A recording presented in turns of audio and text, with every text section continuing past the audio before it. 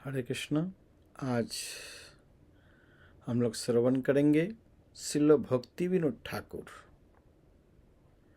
भक्ति विनोद ठाकुर के संबंध में।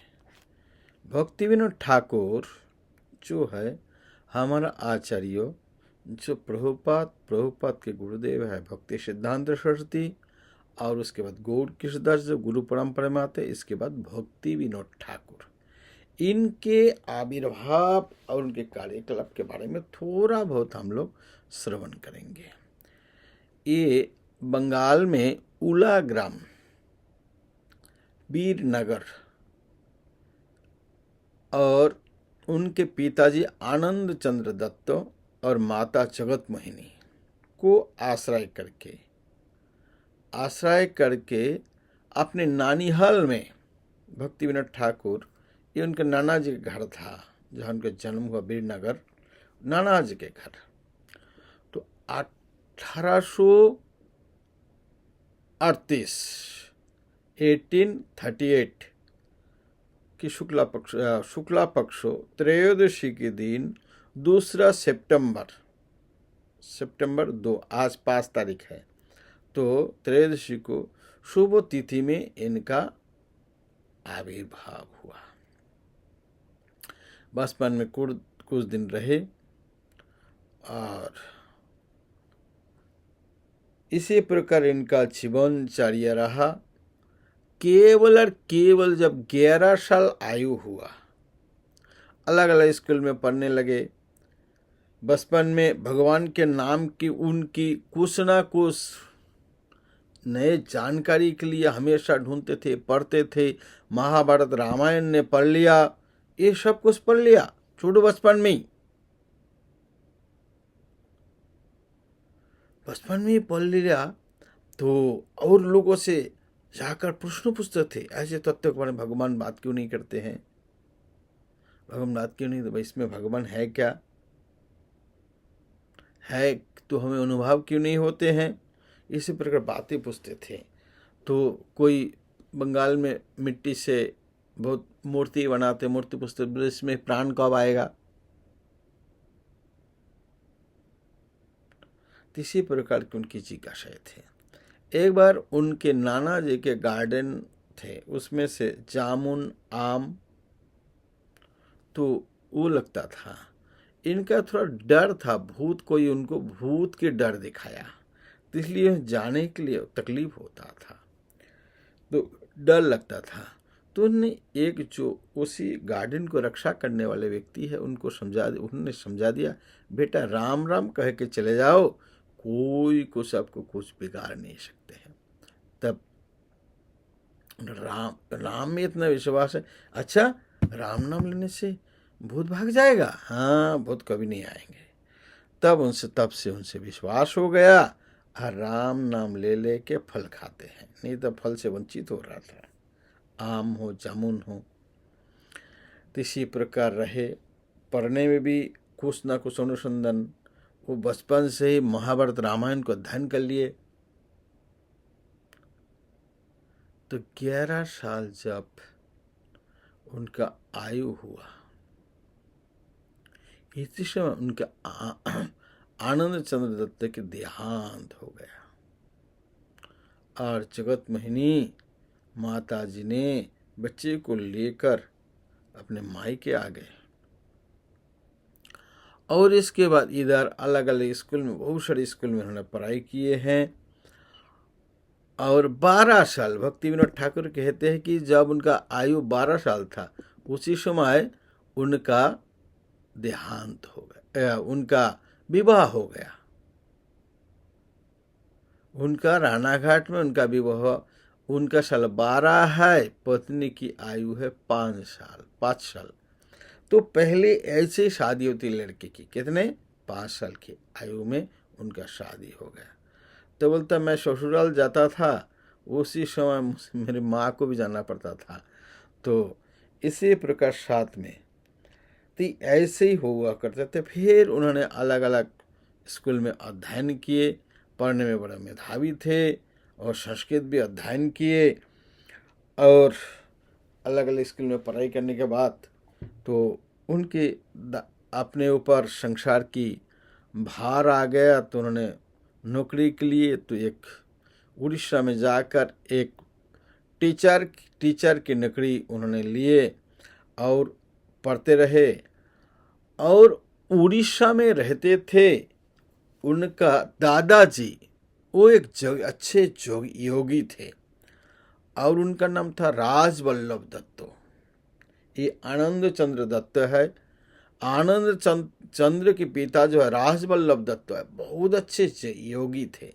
और ये जो दत्त परिवार है ये बहुत मशहूर है, बहुत अच्छा प्रसिद्ध परिवार है, सब कोई जानते इस दत्त परिवार को।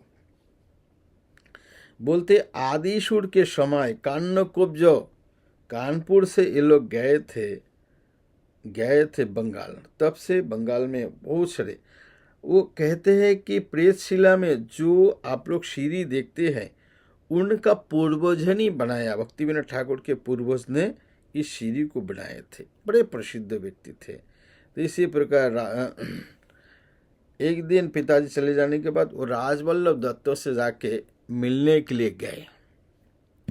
राजवल्लभ दत्त से मिलने गए, इसी समय राजवल्लभ दत्त उधर कुछ दिन रहे, उनका सेवा किया, बहुत खुश हो गए राजवल्लभ दत्त जी ने। और योगी थे वो दोपहर रात को एक बार खिचड़ी बना के लेते थे और ध्यान करते थे। तो उनके सामने ही राजवल्लभ दत्त का देहांत हुआ। अपने इतनी अच्छे योगी थे, अपने प्राण वायु को इधर लाकर इधर बास्ट करके यही से ही उनका प्राण वायु, इतने परफेक्ट योगी थे उनके दादाजी। और उन्होंने उपदेश दिए कि बेटा मैं चले जाने के बाद यह नहीं रहना। तो इसी प्रकार भद्रक एक स्थान है जहाँ पे उन्होंने हेडमास्टर के रूप में नौकरी किए। और उनका दादाजी बताए थे बेटा तेरा जब 27 साल होगा ना तुझे बड़ा नौकरी मिलेगा। तो आइन की परीक्षा, आइन में बड़े मेधावी थे, आइन परीक्षा देकर पास किया तो डिप्टी मजिस्ट्रेट के रूप में रानाघाट में उनका ट्रांसफर हुआ। पालकी योग में रानाघाट में आए। इसी प्रकार अलग अलग स्थान में। तो महाप्रभु की उनका ट्रांसफर पुरी में भी मजिस्ट्रेट, सीनियर मजिस्ट्रेट के रूप में, डिस्ट्रिक्ट मजिस्ट्रेट के रूप में हुए और बड़े प्रसिद्ध थे। मजिस्ट्रेट जब बन गए केस को एक ही दिन में, एक दो दिन में हल कर देते, बहुत सारे केस को निपटा देते थे, दूसरे के जवाब देने वाले कोई नहीं होता था। ऐसे ही जब भी कभी खतरा स्थिति होता था उनको भेजते थे। इसी प्रकार भक्ति विनोद ठाकुर प्रचार करते रहे। तो उसी समय उनके चैतन्य चरितामृत ढूंढ रहा था, चैतन्य महाप्रभु के बारे में। चैतन्य महाप्रभु ये किताब भी नहीं मिल रहा था। आप तो इस्कॉन वाले हर जगह किताब के लिए किताब ले लो, किताब ले लो, कितनी किताब कहाँ पे कितनी भाषा में, अलग अलग भाषा में भी है, तो किताब भी उनको नहीं मिल रहा था। तो कैसे न कैसे किताब मिले और उसका ध्यान करे और इस शुद्ध भक्ति के बारे में उनको जानकारी हुआ। इसी समय भगवान की कृपा से ऐसे महापुरुष का नरोत्तम दास ठाकुर आदि जाने के बाद ये एक अंधेरा छा गया था गौड़ी वैष्णव समाज में। तो बहुत सारे अपसंप्रदाय, आउल बाउल, कर्ता भजा, नेरा नेरी, दरवेश, साई, सेवादासी, ऐसे अलग अलग संप्रदाय भर गए थे। तो इसलिए शुद्ध भक्ति का प्रचार करने के लिए अलग से जब जगन्नाथपुरी में रहे, वैष्णव की संघ किया, उससे जानकारी किए, ऐसे करते करते जो उनकी जो पत्नी है, पहली वाली पत्नी है, उसकी देहांत हो गई। फिर उन्होंने दोबारा शादी किया, दोबारा शादी किए और जगन्नाथपुरी में जब रह रहे थे बहुत सारे ग्रंथ लिखे और उन्होंने बहुत अच्छा से समझ गया था कि इस चैतन्य महाप्रभु की इस शिक्षाओं को जन जन तक पहुंचाना चाहिए, जन जन तक पहुंचाना चाहिए, इसकी अच्छी से प्रचार होनी चाहिए। इसके लिए प्रचार करने के लिए भी अच्छे व्यक्ति चाहिए। तो उन्होंने जगन्नाथ जी से प्रार्थना किया। उनके जगन्नाथ जी से प्रार्थना करने के बाद ये जो विमला प्रसाद है, इनका जगन्नाथ के प्रार्थना बोला, कुरंतु तो लिखा हूं, प्रचार कौन करेगा, इसको धारण कौन करेगा। तो इसके बाद इनके आह्वान से, भक्ति विनोद ठाकुर के आह्वान से, उनके सुपुत्र के रूप में भक्ति सिद्धांत विमला प्रसाद इनके जन्म हुआ। तो इसके बाद उन्होंने कृष्णनगर में मजिस्ट्रेट रहे। उसी समय महाप्रभु के जन्म स्थान, उन्होंने बुद्धिमान थे ना, नक्शा आदि देखकर जो जन्म स्थान बताते हैं वो सही नहीं है, तो उन्होंने नक्शा आदि देखकर उसको ढूंढने लगे। तो वो एक घर भी बनाए जहाँ पे आप लोग जाएंगे सड़पगंज में, और उसमें देखते थे। एक दिन विमला प्रसाद भी थे, विमला प्रसाद भी साथ में जाते थे।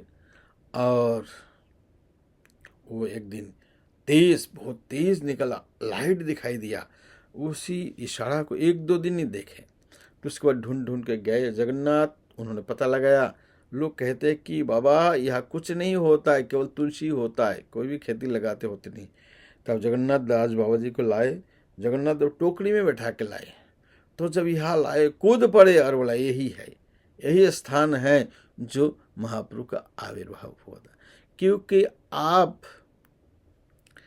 गंगा के अंदर चला गया था। आप लोग मायापुर जाएंगे, जगन्नाथ मंदिर कितने अंदर है, उसके नीचे भी खुदाई किया गया। जब उन तालाब बनाने के लिए केवल रेत और रेत है।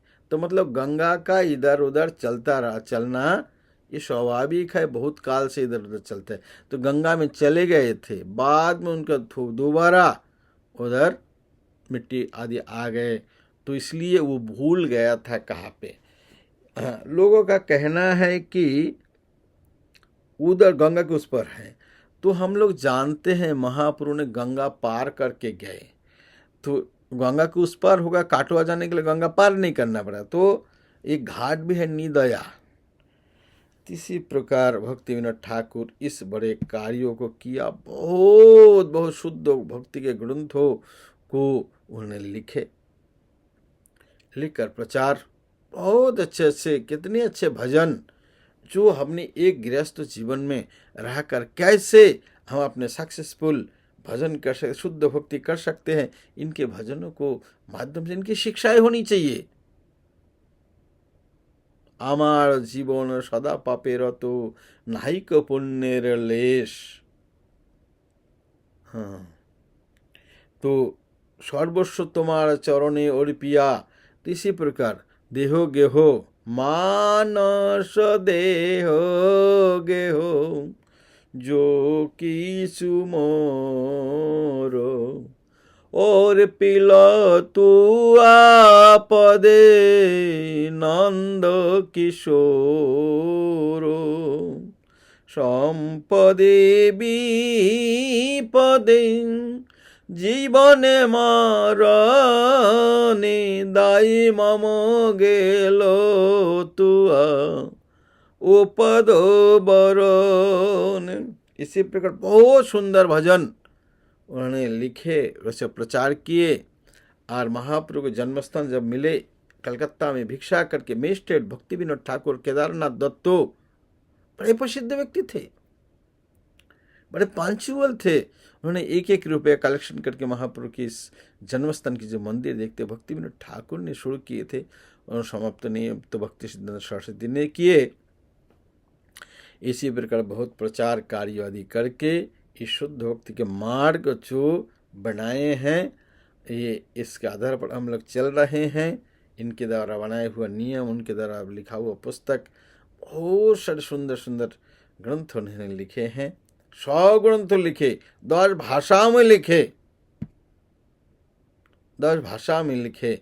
इसी प्रकार भजन बहुत सारे लिखे, रचित किए हैं। तो चैतन्य सहित अमृत प्रभा भाष्य भी लिखे, गीता में भाष्य, गीता में गीता का भी अनुवाद आदि उन्होंने भाष्य थोड़ा छोटा लिखे हैं।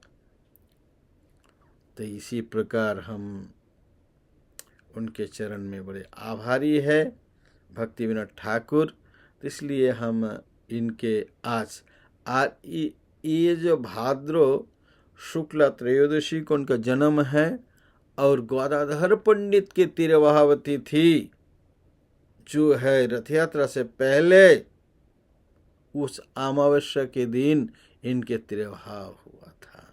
इसी प्रकार ये शुद्ध भक्ति का प्रचार करके इतने ग्रंथों को लिखकर हमारा एक आदर्श स्थापित करके अपने स्वधाम में चले गए। और इसी प्रकार हम जय भक्ति विनोद ठाकुर के चरण कमल से प्रार्थना करनी चाहिए कि हमें हमारा प्रति भी कृपा हो और हम भी ऐसे भक्ति कर पाए। जय श्री भक्ति विनोद ठाकुर